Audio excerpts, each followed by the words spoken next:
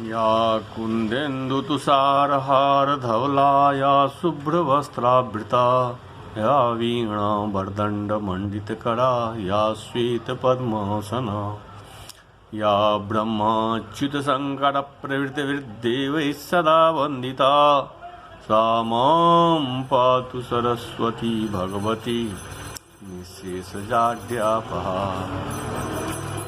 मैं कमलेश झा, सहायक प्रोफेसर दूधालाल संस्कृत महाविद्यालय मझौलिया, पश्चिम चंपारण। मैं आज उपशास्त्री के छात्रों के लिए जिनका विषय व्याकरण है उनके लिए व्याकरण सिद्धांत कौमुदी पुस्तक का संज्ञा प्रकरण प्रारंभ कर रहा है। संज्ञा प्रकरण के अंतर्गत पहले चतुर्दश माहेश्वर सूत्र का उल्लेख है। अयुण ऋलृक एवं अयोच हैवरट लण यम गर्णम झव है घर दस जब गर दस खफ छठ थ चट तव कपय सक सरहल इति माहेश्वराणि सूत्राणि अनादि संज्ञार्थानि ईशाम अन्त्यायितः लन सूत्रे अकारश्च हकारादिस्वकार उच्चारणार्थ इति माहेश्वराणि सूत्राणि अनादि संज्ञार्थानि। ये जो 14 सूत्र वह महेश्वर की कृपा से प्राप्त हैं और इन 14 सूत्रों के द्वारा अन अक अच आदि प्रत्याहारों की सिद्धि के लिए है। अयुण आदि ये 14 सूत्र माहेश्वर की कृपा से पाणिनि को प्राप्त हुए हैं। इनमें अण आदि प्रत्याहारों की सिद्धि की जाती है। येषाम अन्त्यायितः इनके अंत्यवर्ण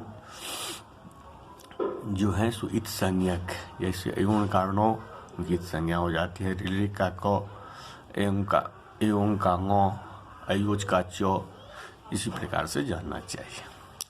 अब लन सूत्र अकारश्च, लन इस छठे सूत्र में इस 14 सूत्र के अयुण आदि चतुर्दश सूत्र के अंतर्गत जो लण छठवां सूत्र है उसमें पठित अकार भी संज्ञक है, अर्थात उच्चारणार्थ नहीं है। हकारादिस्वकार उच्चारणार्थ, हकार आदि में पठित अकार को हकार आदि में पठित अकार तो उच्चारण के लिए है। अयुण आदि ये 14 संख्या में 14 सूत्र हैं, इसीलिए इन्हें चतुर्दश सूत्र कहते हैं।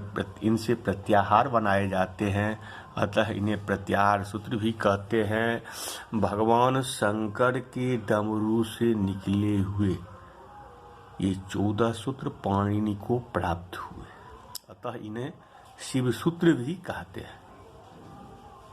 भगवान शंकर के डमरू से निकलकर ये 14 सूत्र पाणिनि जी को प्राप्त हुए हैं, अतः इन्हें शिव सूत्र नाम से भी जाना जाता है। और व्याकरण शास्त्र में प्रारंभिक ककहरा अर्थात बालक को सबसे पहले ककहरा अर्थात वर्णमाला का ज्ञान कराया जाता है। ये संस्कृत भाषा में ककहरा अर्थात वर्णमाला है, ये वेद तुल्य है, इसीलिए इसे वर्ण समाम्नाय भी कहते हैं। इनको अच्छी तरह से रट लेना चाहिए। इसके बाद प्रत्येक सूत्र के अंतिम अक्षरों को छोड़कर उच्चारण करने का भी अभ्यास कर लेना चाहिए, जैसे अयुण अयु, ऋलृक ऋलृ, एवं का एओ, अयोज का अयौ, हैवरट का हो यो वो ल, लण का ण, लण का ल, यम गणम का यो मो गण न, झमय का झव हो, घरदस का घ ढ ध, जब गर्दस का ज ब ग ड द, खफ छठ थ च ट तव का ख फ छ ठ थ छ ट त व, तो कपय का क फ, सक्सर का तीनों स, तालव्य स, मूर्धन्य स और दंत स हल्का ह। इत संज्ञक वर्णों के बिना और उच्चारणार्थक आकार के बिना भी इन सूत्रों का अभ्यास कर लेना चाहिए। ऐसी प्रसिद्ध है कि पाणिनि जी ने व्याकरण की रचना करने की शक्ति प्राप्त करने के लिए हिमालय पर जाकर कठिन तपस्या की थी।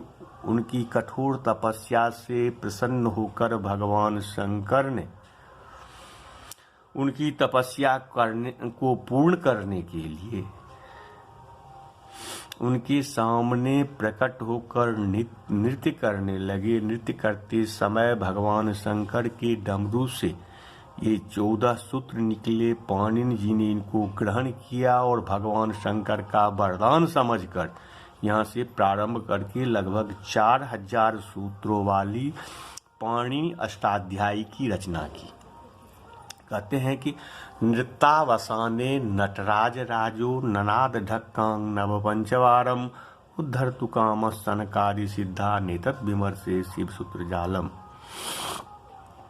अत्र सर्वत्र सूत्रेषु अन्त्यं वर्ण चतुर्दशम धात्वर्थम समुपादिष्टम पाणिन्या तिष्ठसिद्ध है।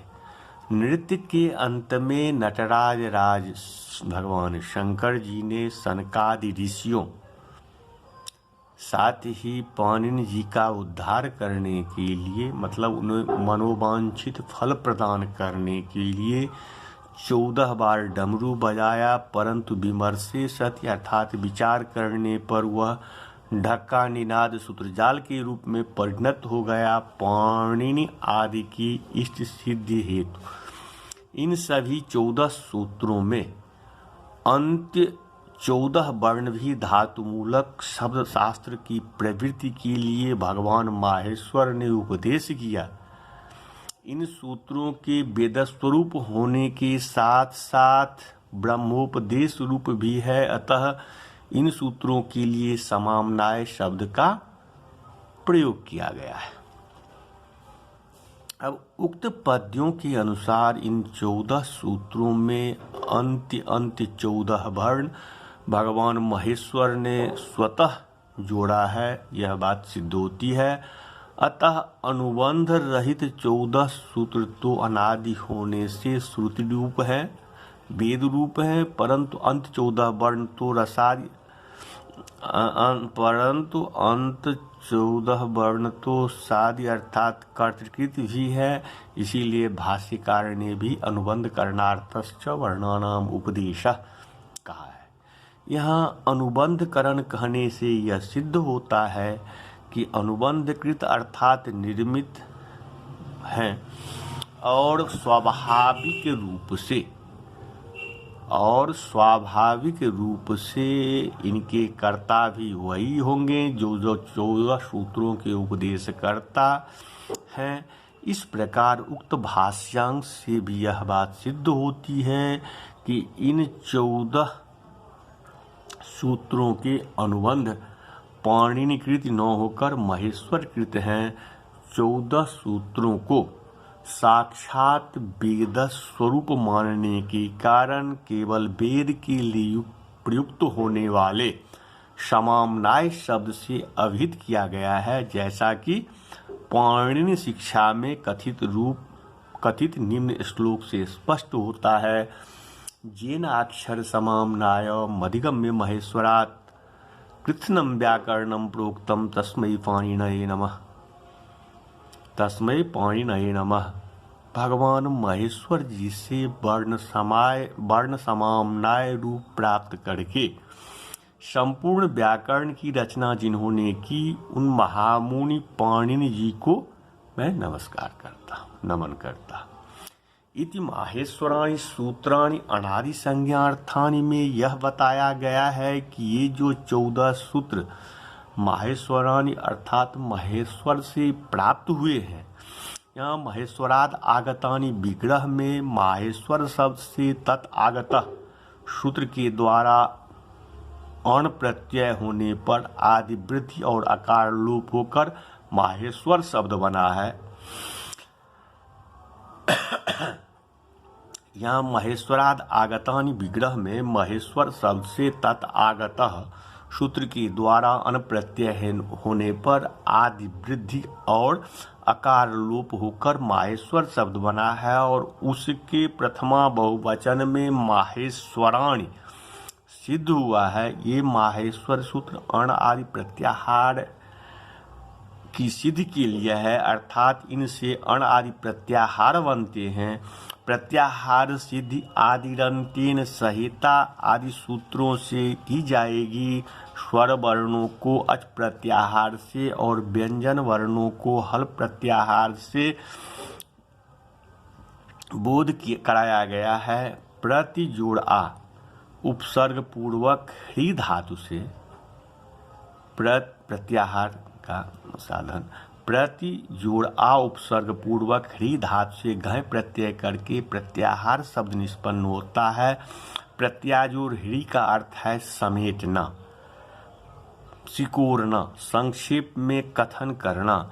इस प्रकार प्रत्याहार का अर्थ हुआ संक्षेप करना। प्रत्याह्रियन्ति संक्षिप्यन्ति वर्णाः यत्र प्रत्याहार शब्द योग रूढ़ है। माहेश्वराणि पद से यह भी सिद्ध होता है कि यह पाणिनि जी की कल्पना नहीं है अपितु महेश्वर से प्राप्त है।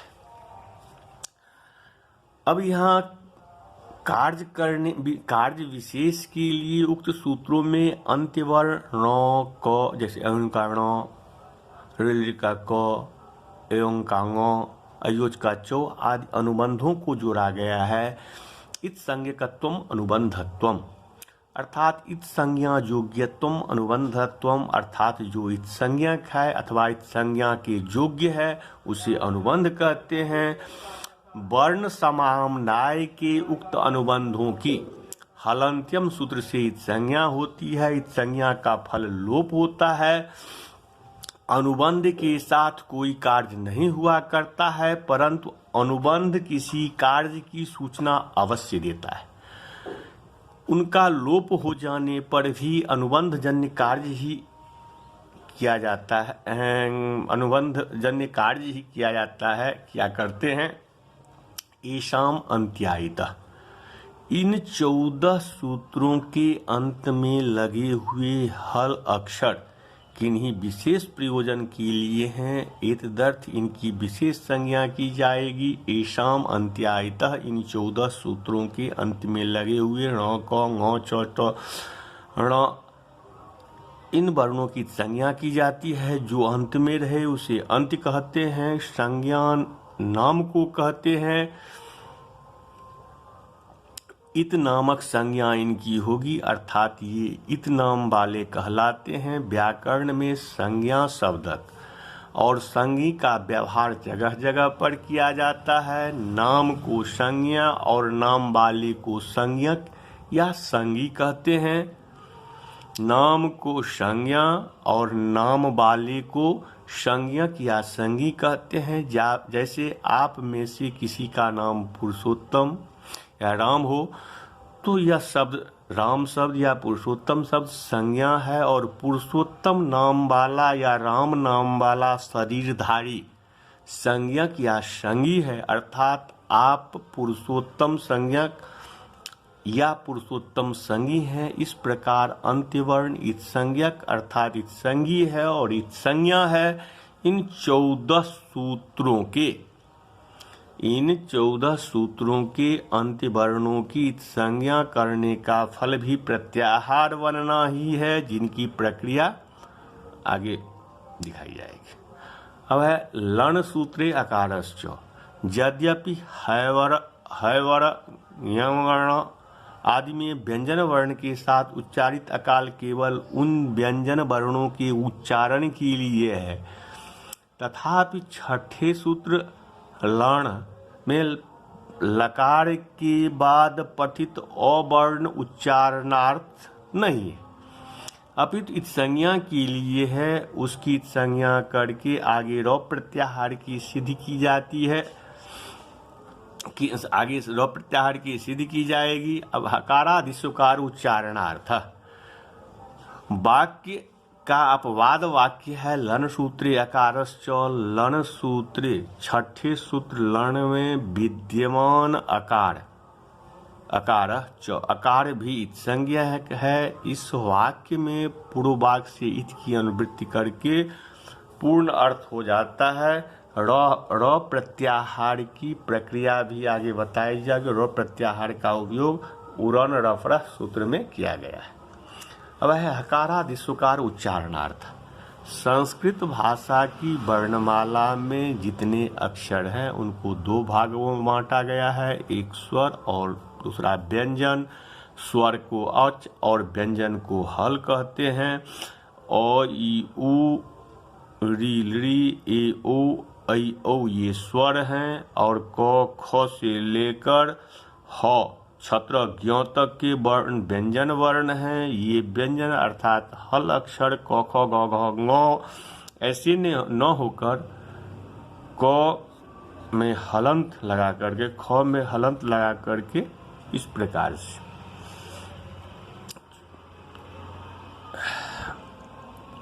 लिखा जाता है। इसका ठीक तरह से उच्चारण हो, इसीलिए वर्ण समाम्नाय में इन वर्णों के साथ स्वर वर्ण अकार लगाया गया है। इस तरह लर्ण सूत्र को छोड़कर हैवरट आदि सूत्रों में ह य ब आदि व्यंजन वर्णों ह य व आदि व्यंजन वर्णों के साथ प्रयुक्त अवर्ण केवल उच्चारण के लिए हैं। तात्पर्य यह है कि स्वरों की सहायता के बिना व्यंजन वर्णों का उच्चारण संभव नहीं है। अतः पुनः पुनः ह य व र आदि में अकार का उच्चारण है, यह मानना चाहिए। उच्चैरुदात्त सूत्र के भाष्य में कहा गया है कि नान्तरे नाच्यम व्यंजनस्योच्चारणमपि भवति। उपर्युक्त भाष्य कथन में हैवरट इत्यादि सूत्र में अकार का पुनः पुनः उच्चारण करना ही इस बात में ज्ञापक है कि वर्ण समाम्नाय के अतिरिक्त अन्यत्र व्यवहार में आवश्यकतानुसार आकार इकार उकार भी लगाए जाते हैं, किंतु सर्वत्र ये उच्चारणार्थ मात्र न होकर अन्य प्रयोजनार्थी भी होते हैं। जैसे अब यहाँ उदाहरण दिया गया है, जो क हलंत जोड़ अ तब बना क।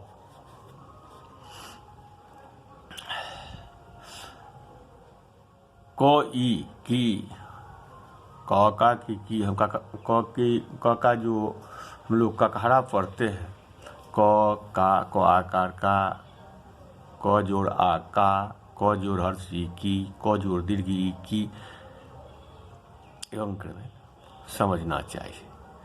इस तरह से स्पष्ट हो गया है कि है वर ह य वर ल आदि में ह य वर ल के साथ अकार जोड़कर उच्चारण किया गया है। इनमें उच्चारित अवर्ण केवल उच्चारण के लिए है। जहाँ ह आदि वर्णों का प्रत्याहार आदि के माध्यम से प्रयोग होगा तो वहाँ अकार का ग्रहण नहीं किया जाता, किंतु केवल हल वर्ण मात्र ग्रहित होते हैं, लिए जाते हैं। अब है इन 14 सूत्रों को आगे अक्षर समाम्नाय, वर्ण समाम्नाय, प्रत्याहार सूत्र, शिव सूत्र आदि नामों से भी व्यवहृत किया जाएगा। अयो रिल रिक एओंग अयोच हैवरट लर्ण यम गर्णम झवाय घरदस जब गर्दस खप छठ तो चठ लव कवय सक्सरत।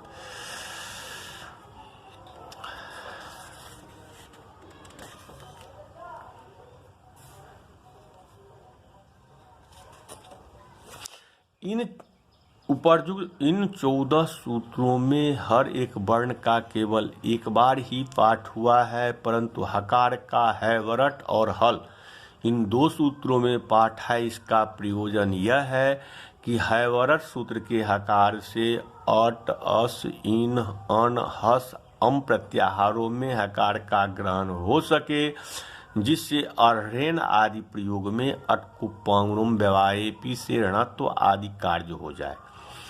अंतिम सूत्र हल में हकार पाठ का प्रयोजन है कि सल बल रल झल प्रत्याहारों में हकार ग्रहण हो सके, जिससे अधुक्षत प्रयोग में सल युगधात निटः कसः से कस आदेश हो जाए।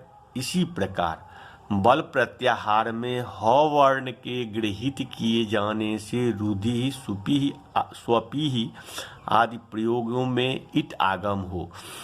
एवं रल प्रत्याहार में हकार का ग्रहण होने से स्निहित्वा में रलो विपदाद हलादे संच सूत्र से कित्व हो सके। झल प्रत्याहार में हकार का ग्रहण होने से अदाग धाम में सिच का झलोझली से लोप हो सके। अब अयोगवाह वर्ण समामनाय में स्वर और व्यंजन वर्णों को क्रम से रखा गया है, किंतु वर्ण ऐसे भी है जो कि यहाँ नहीं पढ़े गए हैं, जैसे आ, ई, आ, दीर्घ ई, दीर्घ उ, विसर्ग, जिह्वामूलीय, उपधमानीय, अनुस्वार और अनुनासिक। इनमें सवर्ण संज्ञा और सवर्ण ग्रहण से दीर्घ वर्णों का ग्रहण हो जाएगा, किंतु विसर्ग, जिह्वामूलीय, उपधमानीय और अनुस्वार का ग्रहण नहीं हो पाएगा। अतः इनके ग्रहण के लिए महाभाष्य में विशेष व्यवस्था की गई है।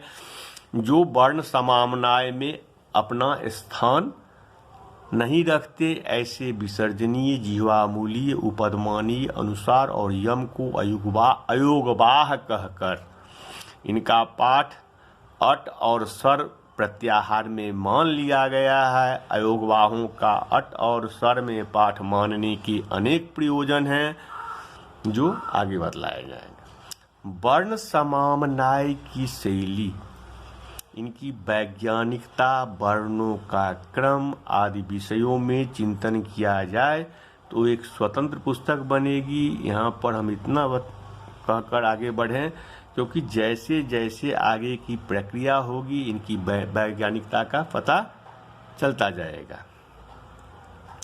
अब शंका होती है कि अयोन, ऋक एवं अयोच में गुण, यण और संधि क्यों नहीं है?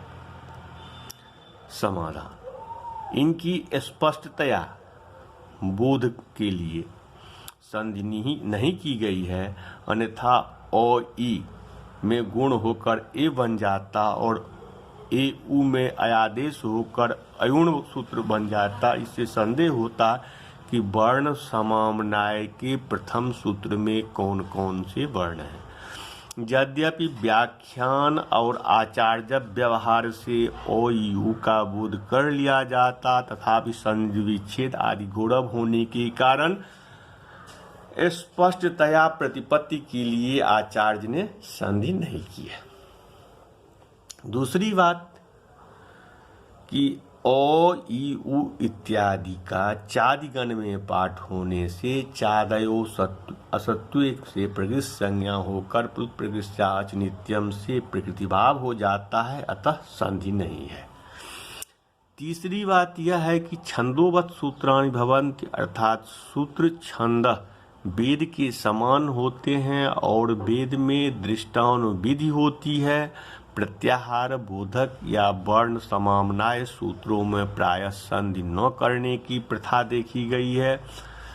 अब पुनः शंका होती है कि ओ यू इत्यादि सभी वर्ण अर्थवान है, अतः उनकी अर्थवत धातुरा प्रत्यय प्रातिपदिकम से प्रातिपदिक संज्ञा होने के कारण उनसे विभक्ति की उत्पत्ति होनी चाहिए, वह क्यों नहीं हुई?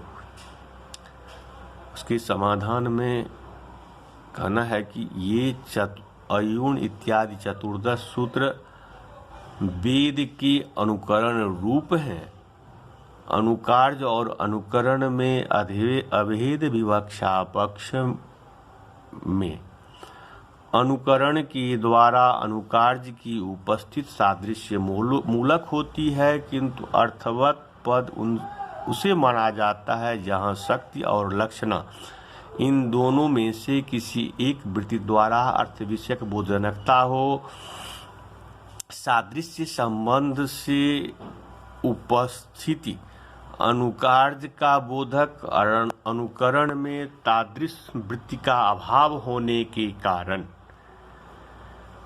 अर्थवता नहीं मानी जाती, अतः प्रातिपदिक संज्ञा नहीं होती, फलतः विभक्ति नहीं आती। दूसरी बात, अयुण इत्यादि सूत्र हैं, पाणिनि जी को यह शब्द रूप श्रुति शब्द मात्र प्राप्त हुई है, अतः इन सूत्रों में श्रोत्रत्वात् विभक्ति नहीं आती। अब आगे पाणिनि विरचित सूत्रों का अनुशीलन प्रक्रिया अनुसार किया जा रहा है। इससे पहले सूत्रों के विषय में समझ लेना आवश्यक है। सूत्र का लक्षण है अल्पाक्षरम असंदिग्धम सारवद विश्वतो मुखम अस्तोहमनवद्यम च सूत्रम सूत्रविदो विदुः।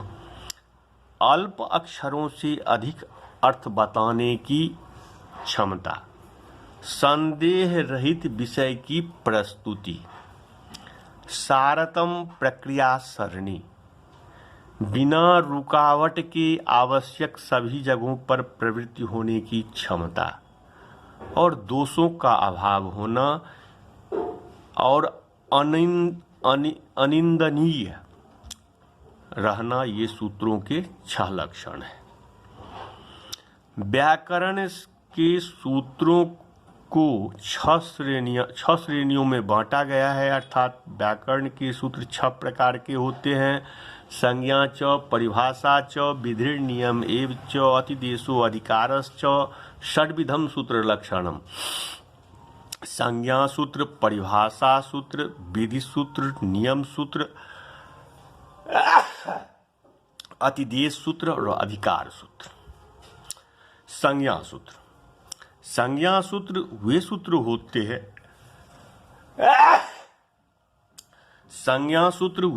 होते हैं जो सूत्र संज्ञाओं का विधान करते हैं, जैसे सूत्र संज्ञा सूत्र या संज्ञा सूत्र विधायक सूत्र कहलाते हैं, जैसे हलन्त्यम, उपदेशे हलन्त्यम, अदर्शनम लोपः, तुल्याश्च प्रयत्नम सवर्णम आदि। लोक व्यवहार के लिए नाम की आवश्यकता होती है, उसी प्रकार शास्त्र के व्यवहार के लिए संज्ञाएं की जाती है। अष्टाध्यायी में लगभग 350 संज्ञा सूत्र हैं। संज्ञाएं 3 प्रकार की हैं। अन्वर्थ संज्ञा, आचार्य पाणिनि ने कुछ संज्ञाओं का नाम उनके अर्थ के अनुसार रखा है, जैसे कि सर्वनाम, अव्यय, संप्रदान।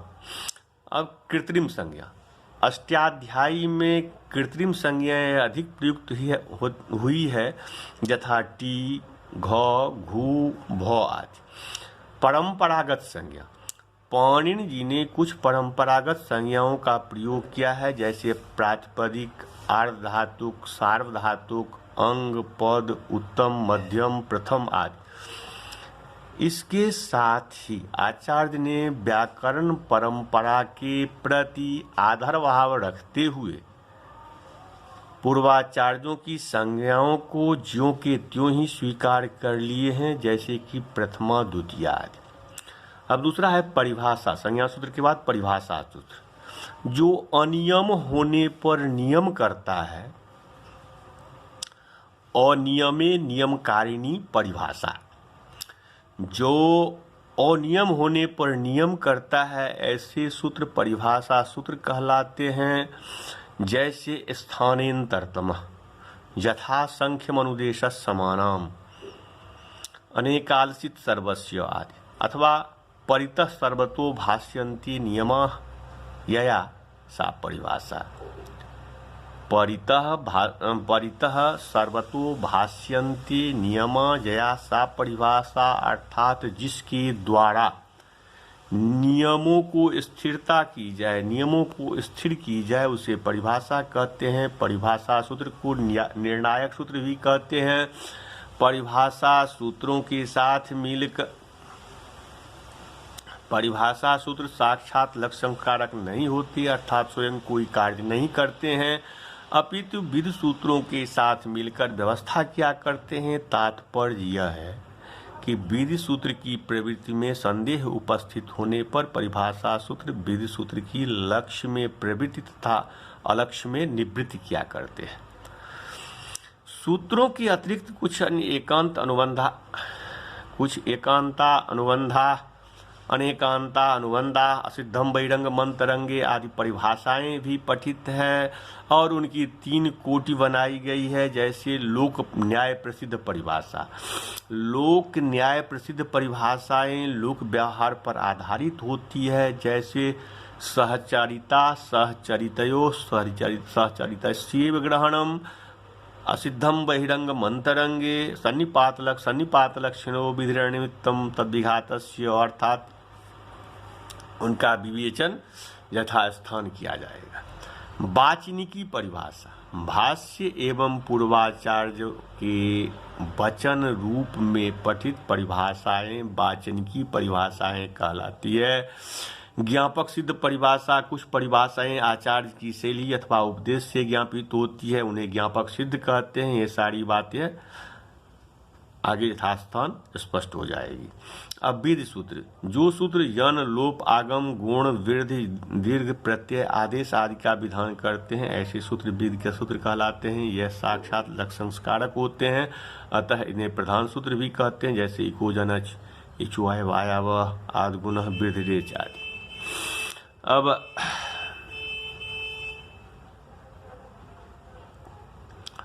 नियम सूत्र, किसी सूत्र के द्वारा कार्य सिद्ध होते हुए उसी कार्य के लिए यदि किसी अन्य सूत्र को पढ़ा गया हो और वह सूत्र नियम सूत्र कहलाता है। सिद्धे सत्यारंभ मानो विधिर नियमाय भवति, अर्थात किसी कार्य के सिद्ध होने पर भी पुनः उसी का विधान करने से एक विशेष नियम का संकेत उससे प्राप्त होता है।